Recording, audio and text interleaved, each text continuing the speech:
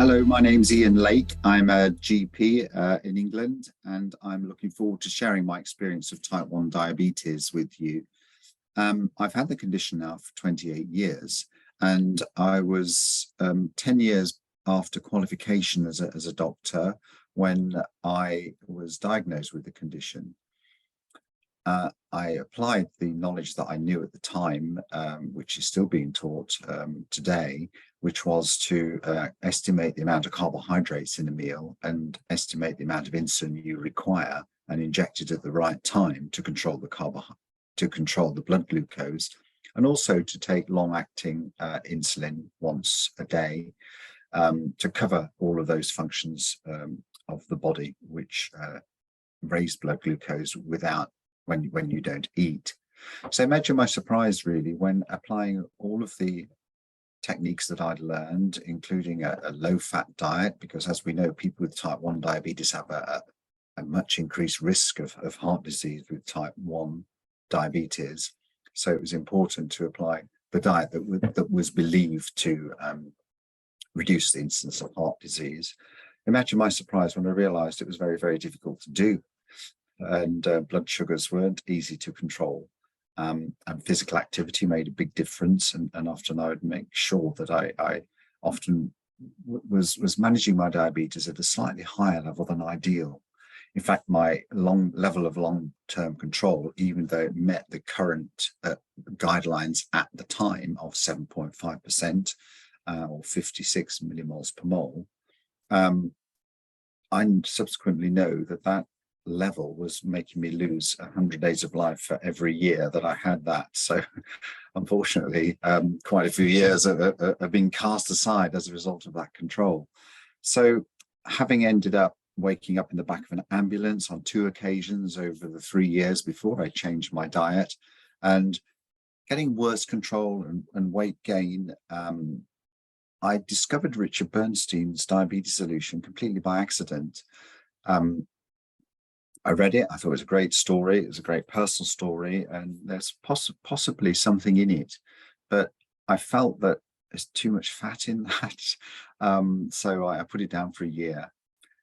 Over the time, things start to sort of sink in that he might be onto something here, and then things started to happen, really. I started to get joint pains, I started to get feeling dizzy on standing, palpitations, muscle aches, etc. And weight was going up and things just weren't quite as they should be, I felt. So I decided to have a go at a low carbohydrate lifestyle, and it made such a difference. I can remember the very first day I purchased, about a month before that, I'd purchased a continuous glucose meter with the hope of improving my control. And I'm sure a lot of you would empathize with this, about on a Monday morning, you start to think, oh, I'm going to really try hard today and get my glucose levels really well controlled. And by lunchtime, it's sort of, you realize it's not as easy as you think.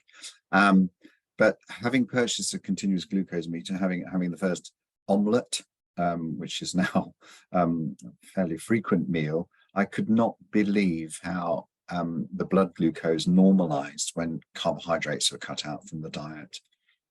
It was such a revelation that from day one of adopting a very low carbohydrate, it was a ketogenic diet, less than 50 grams of carbs a day, often down to 30 grams of carbs a day. Blood glucose was so much easier to manage. High glucose was rare, low glucose was rare, and most of the time was spent within a normal range, and it was very easy. All of the soft side effects, the muscle pains, the mental fogginess, the joint pains, all disappeared within weeks. And I spent the last 8 years trying to promote the lifestyle amongst my colleagues of controlling blood glucose by counting carbohydrates, counting protein, and injecting insulin. However, the amount of insulin required is much less. That leads to less inflammation in the long term. And I can't think that there's any downside to adopting a low carbohydrate lifestyle in type 1 diabetes. We really are talking about therapeutic nutrition here. It's the nutrition that your body needs when you cannot produce your own insulin. It's not a fashionable choice of diet. It's what is required scientifically for a body that cannot produce its own insulin. So I'm keen to promote type 1 diabetes management with a ketogenic diet. I have courses for healthcare professionals. I have lots of information online, along with lots of other people with lived experience of type 1. And I'm hoping that in the next 5 to 10 years that we will start to get enough information out there so it becomes easy for people to access this information without having to wait, like in my case, 20 years to accidentally Google the knowledge you require, which in my view is not good enough for healthcare professionals. So I look very much forward to sharing further experiences in the future. Thank you very much.